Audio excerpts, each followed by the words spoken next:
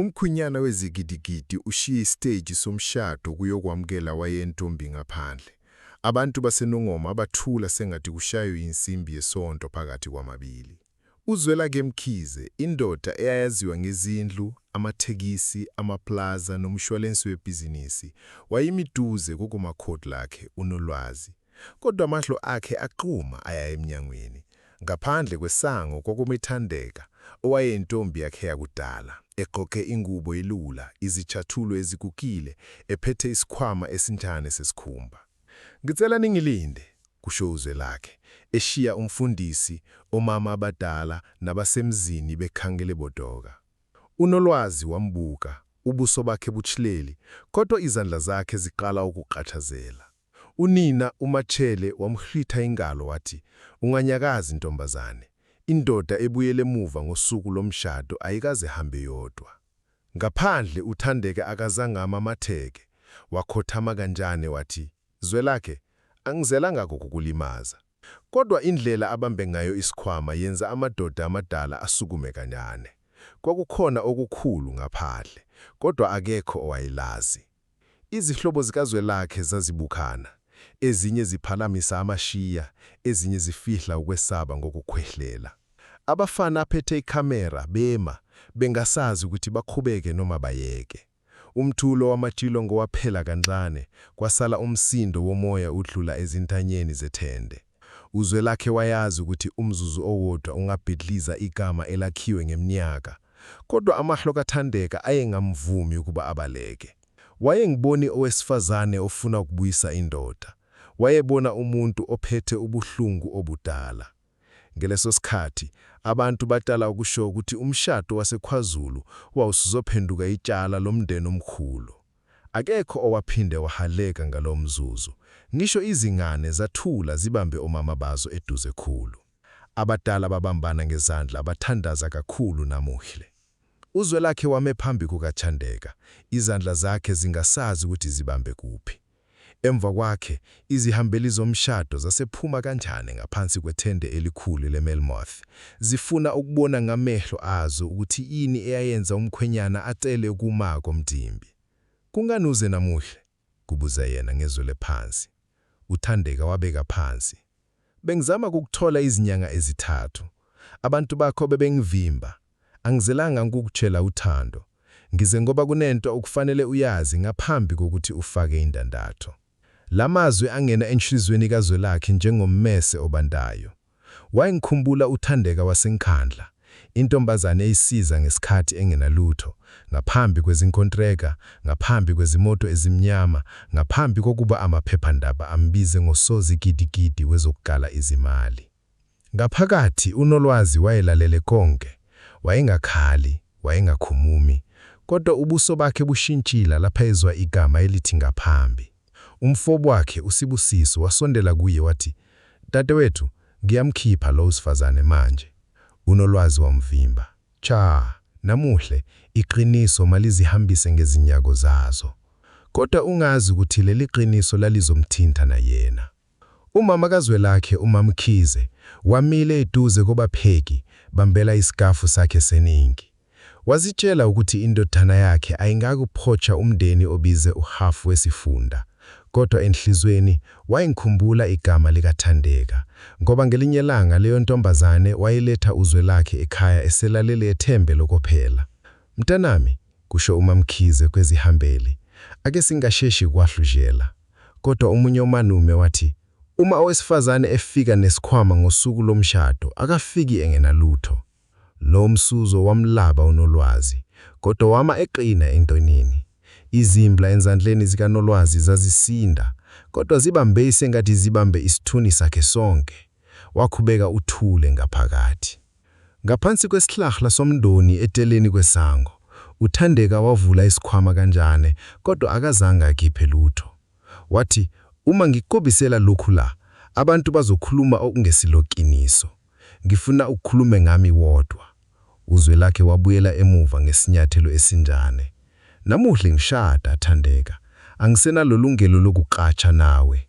uThandeka wamqoloza, amahlo etshwele ubuhlungu obungakhulumi kakhulu.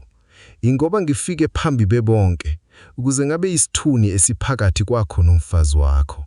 Ngelelo zweka kungena ekhohliso.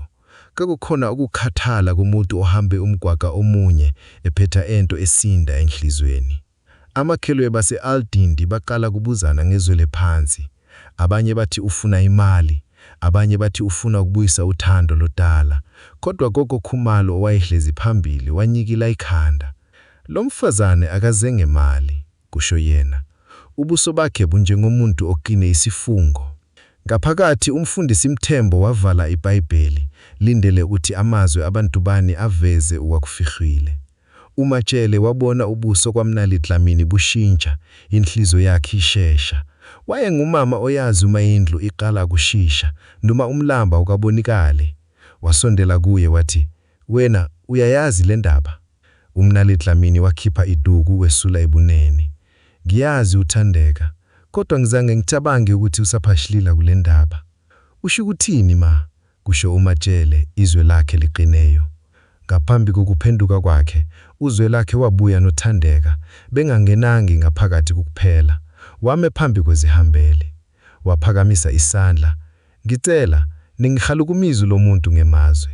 Ngimshiye phambili, kodwa akakhaze angithengise."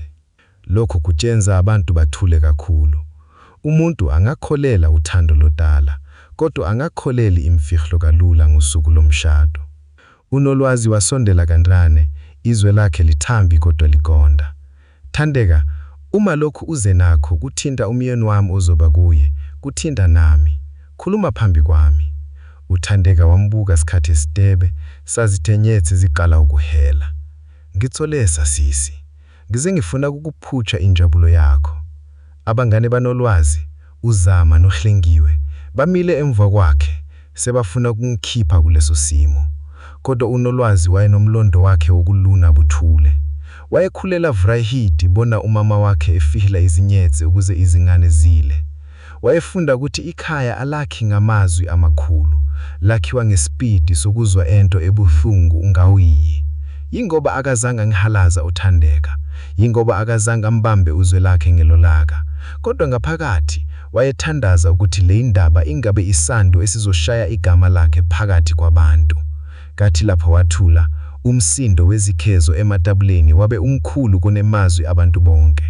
Waqina kakhulu ngaphakathi. UNolwazi akasuki, wathatha isihlahlu, wabeka phambi kukaThandeka.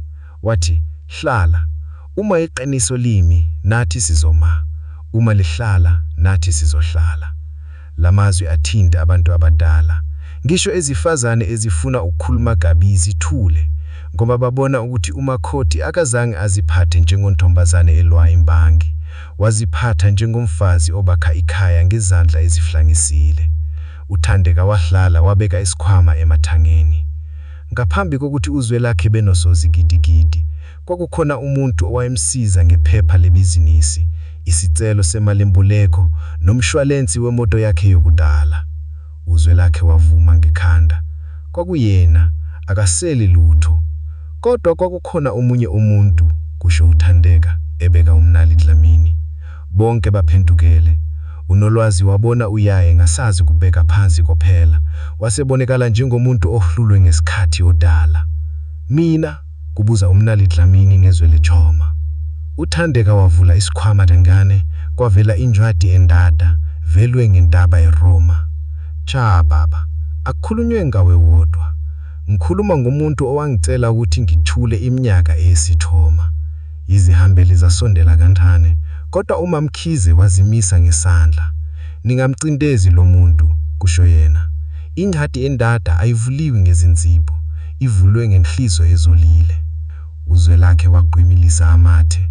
Wayesezibone izinkontreka ezinkulu, wakhuluma nabameli, wabekena nezikwedwe, wakha imlaba ngezindlelo zokuthala izimali. Kodwa indadi engane kuThandeka emesabisa.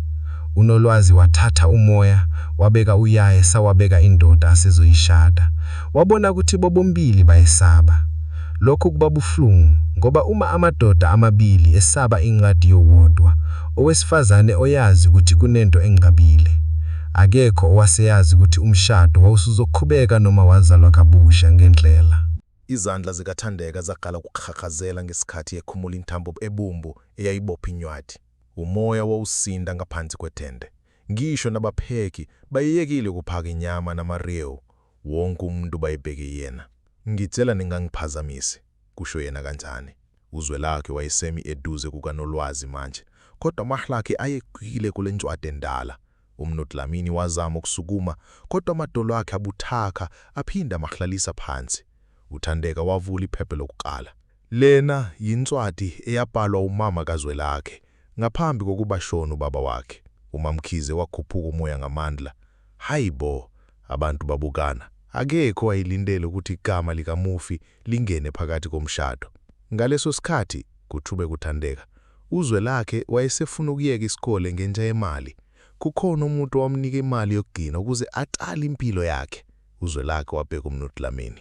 Baba, lokho kuyiqiniso? uMnotlamini wavala amahlo. Ngangingifuni lutho lubuye namuhla. UNolwazi wazizwa inhliziyo yakhe ishaya ngamandla.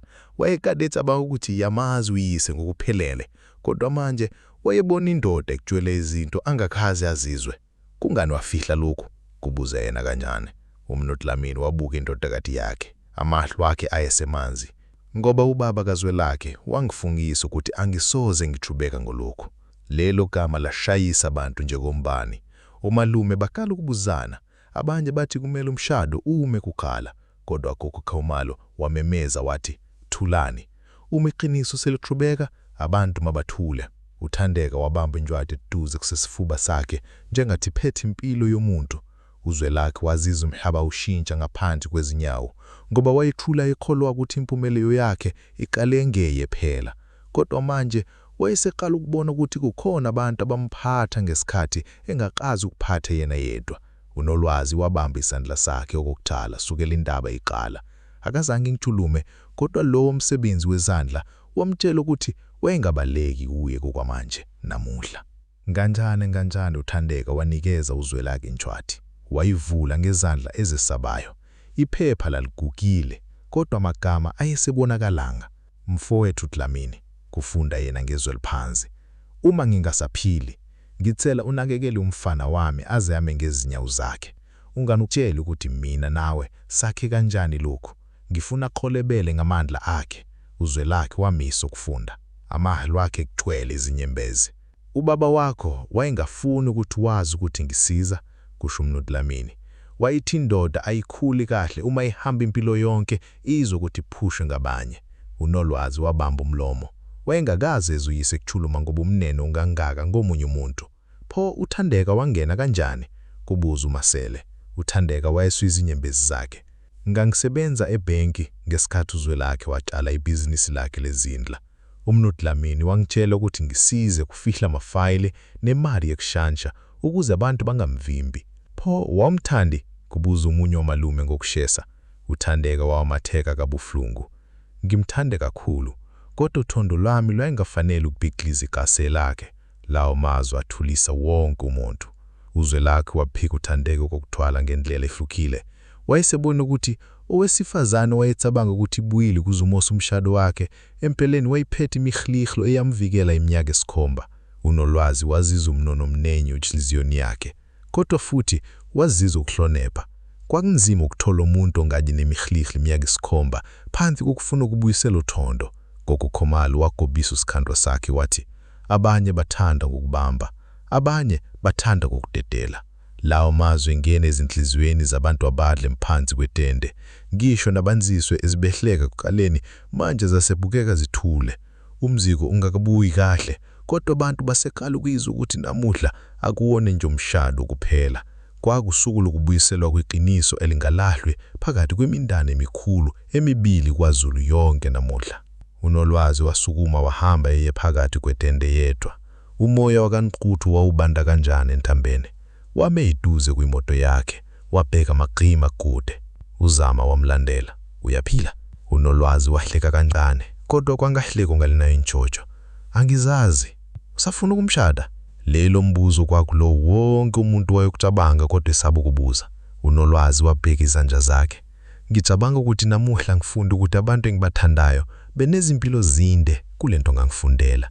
Ndaphandle uZwelakhe wayehleti noMnu Dlamini okokuqala njengamadoda amabili angenazo zitholo zokuflonepha phakathi kwabo.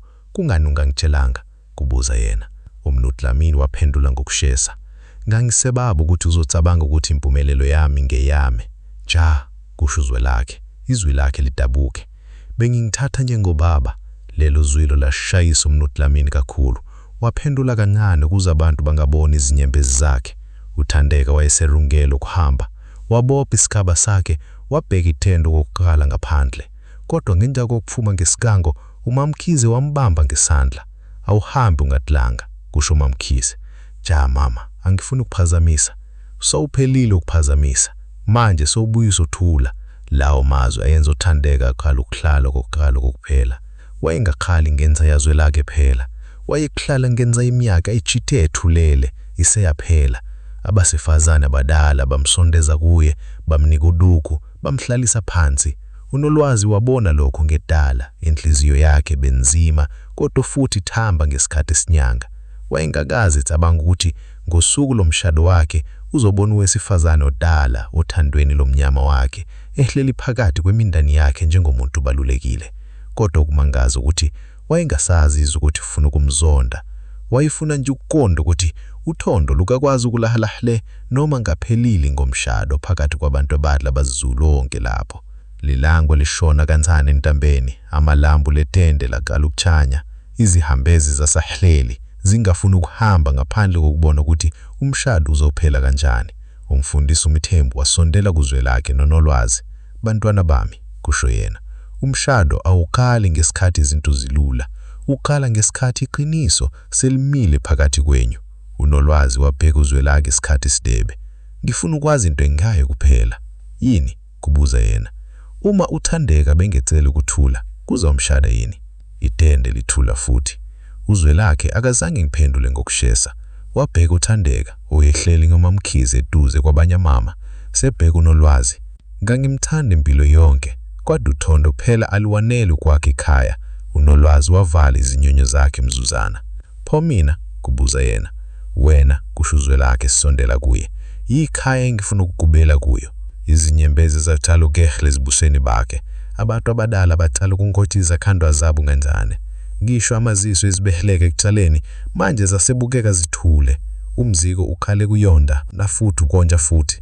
Abanye abantwana bakhala ukurikana phakathi kwezitholo, kodwa ngaphansi kwezinhliziyo zabantu kwakunethule esinyanga njengathi imindane emikhulu bususanda sinda ngenkosi ebengayibula la phakathi kubusuku bonke lalelo dalo. Ekunene umfundisi wabuyela estejini. Izihambezi zasukuma, azinye zeso izinyembezi, azinye zemamatheko kokukhala sukela umchimo uqalile. uZwelakhe wabamba isandla sakhe ngokukina uNolwazi. Wayengasabukekanga njengosozikilo saziwe kwaMashini eRichards Bay. Wayibukela njengomuntu osanda ejululiswa ukujina amalumbu amnandi sasuka. Usiyaqhubeka? Kubuza yena kancane. uNolwazi wamatheko kokuthwala kalusuku. Yebo, kodwa manje akukho zimfihlo. Abantu bahleka kanjani? Ngemva kwabo uThandeka wayeserungela ukuhamba empeleni. Kodwa ngemva kokuphuma ngeimoto yakhe, uMamkhize wamisa. Uzawubuya ekhaya uma kunomsebenzi womndani, awusiyo umuntu wangandle. uThandeka kazange ukuthuluma, wavuma ngekhando phela. Ngathi la uZwelakhe wafaka indando kuNolwazi, itende likutshalwele halombe likhulu, kodwa ihlalombe langenye kumshado phela. Langenga yaqiniso elingakhala selibhidlisa abantu. uMnu Dlamini wasondela kuZwelakhe emva komjimo. Ngingijolele ukuthi ngithule. uZwelakhe wamgaga. Ngiyakubonga ukuthi nganilahli ngesikhathi ngelutho. Ilangwa lisanya amaleleko kuphela, kodwa ngaphansi kwamalambu letende abantu badla, bahleka, badansa njengathi umndane omsha usandizalwana. Kade kanjani uThandeka wabheka umshado kokugcina ngenza kokungena kuyimoto yakhe. Amahlo akhe ayesemanzi, kodwa khulu isikhathi akayengenyembezi zobuhlungu kuphela. Kwayengenyembezi zomuntu othulela inhliziyo yakhe emva kweminyaka eminingi. Futhi nalobusukeni kwaKwaZulu, abantu banakhumbulanga ukuthi uSozikile washiya istage lomshado. Bakhumbula ukuthi esinye isikhathi umuntu odala othandweni abuyele kubhidlisa ikhaya. Ubuyele kuzolungisa iqiniso ukuze ikhaya likwazi ukuma isikhathi esidime.